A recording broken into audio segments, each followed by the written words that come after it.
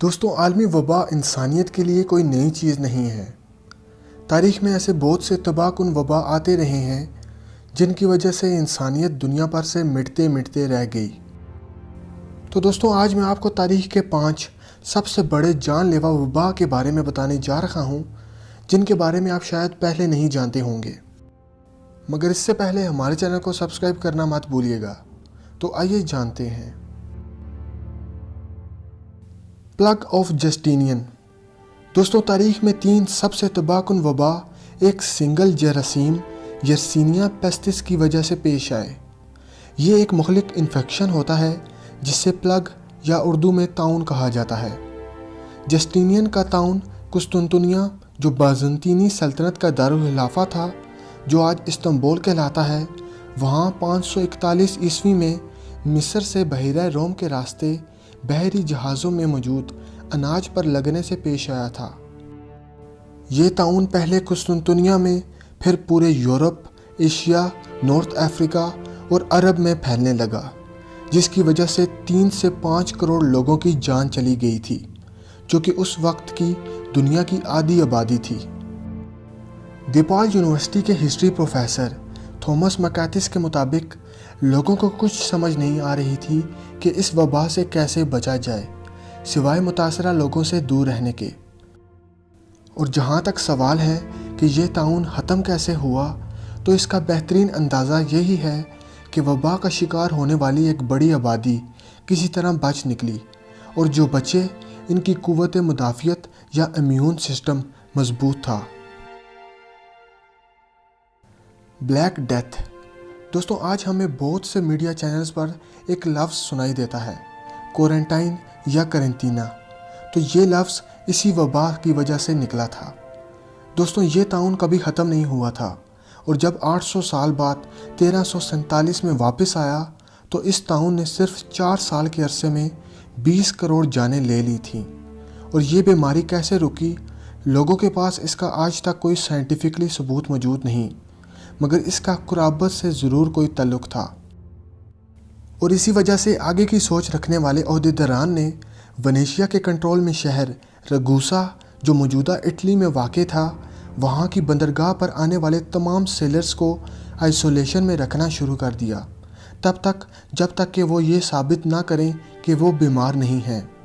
پہلے سیلرز یا کشتی ران کو جہازوں پر ہی 30 دن کے لیے رکھا جاتا تھا، جو کہ ونیشیا کا قانون بن چکا تھا۔ یہ قانون ٹرینٹینو کے نام سے جانا جاتا تھا۔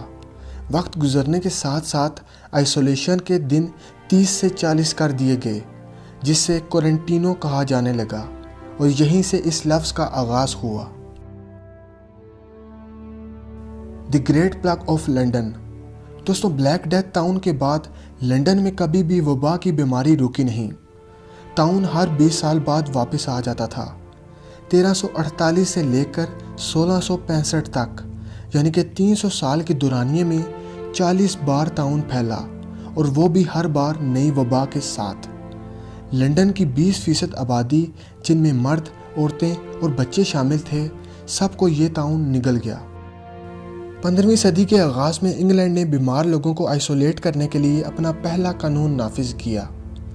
وبا جن گھروں میں پھیل چکا تھا، وہ اپنے گھروں کے باہر ایک پول پر گھاس کی گلی لگا دیتے، اور اگر وبا سے متاثرہ شخص کو باہر جانا ہے تو وہ اپنے ساتھ سفید پول لیے باہر جاتا تھا۔ یہ مانا جاتا تھا کہ بلیوں اور کتے اس وبا کو پھیلاتے ہیں، جس کے نتیجے میں ہزاروں کی تعداد میں جانوروں کو قتل کر دیا گیا۔ اور 1665 میں آنے والا گریٹ پلگ آخری طاعون تھا، مگر سب سے جان لیوا بھی، جس نے 7 مہینوں کے عرصے میں 1 لاکھ لنڈن کے رہائشیوں کی جان لے لی تھی۔ تمام تفریحی مقامات بند کر دیے گئے تھے، اور متاثرہ لوگوں کو گھروں سے باہر نکلنے کی اجازت نہیں تھی تاکہ وبا کو پھیلنے سے روکا جا سکے۔ لال رنگ میں کراس ان کے گھروں کے دروازوں پر پینٹ کر دیا جاتا، جس پر جملہ لکھا ہوتا، لارڈ ہیو مرسی اپون اس۔ لوگوں کو گھروں میں محصور کرنا اور مرنے والوں کو اجتماعی قبروں میں دفن کرنا، شاید یہی آخری راستہ تھا طاعون کو آخری بار ختم کرنے کا۔ اسمال پوکس کی وبا यूरोप, एशिया और अरब इलाकों में सदियों तक रही। एक ऐसी खतरनाक बीमारी जो हर मुतासरा 10 अफराद में से 3 को मौत के घाट उतार देती। जब 15वीं सदी में स्मॉल पॉक्स वायरस यूरोपी खोजदानों के ज़रिए मौजूदा यूनाइटेड स्टेट्स और मेक्सिको में आया तो वहाँ के इंडिजिनस लोगों में ज़ीरो कुदरती क़ुव्वत मुदाफ़ियत थी, जिसकी वजह से स्मॉल पॉक्स वायरस ने लाखों लोगों की जान ले ली और वहाँ के 90 से 95% आबादी को ख़त्म कर दिया।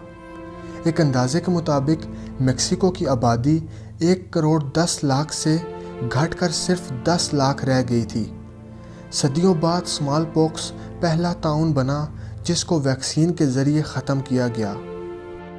18वीं सदी के आखिर में बरतानवी डॉक्टर एडवर्ड जेनर ने यह दरियाफ्त किया कि गाय को लगने वाली बीमारी काउ पॉक्स अगर इंसानों को लग जाए तो उन पर स्मॉल पॉक्स जैसे वायरस का असर नहीं होता। जेनर ने अपने बागबान के 9 साला बेटे पर काउ पॉक्स का इंजेक्शन लगाया और फिर उस पर स्मॉल पॉक्स वायरस का इंजेक्शन लगाया, जिसकी वजह से उस बच्चे पर उस वायरस का कोई असर नहीं हुआ और उसकी दरियाफ्त सही निकली। मगर इस वायरस के खात्मे में मज़ीद 2 सदियां गुजर गईं और आखिरकार 1980 में वर्ल्ड हेल्थ ऑर्गेनाइजेशन ने ये ऐलान कर दिया कि अब स्मॉल पॉक्स जैसा वायरस दुनिया से बिल्कुल मिट चुका है।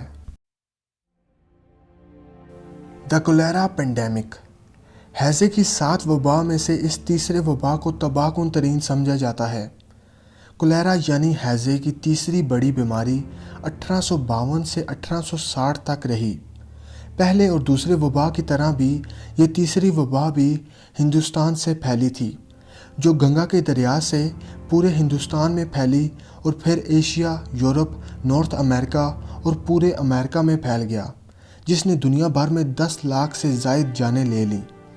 बरतानवी फिजिशियन जॉन स्नो, जो लंदन के एक गरीब इलाके से काम कर रहे थे, उन्होंने कोलेरा के केस का पीछा किया और ये पता लगाने में कामयाब रहे कि इस बीमारी की वजह आलूदा पानी है। और उसी साल 1854 में जब उन्होंने ये दरियाफ्त की तो सिर्फ बरतानिया में 23,000 लोगों की जान जा चुकी थी। तो दोस्तों, ये थे दुनिया में फैले तारीख के 5 सबसे तबाहकुन तरीन पेंडेमिक्स या फिर वबा।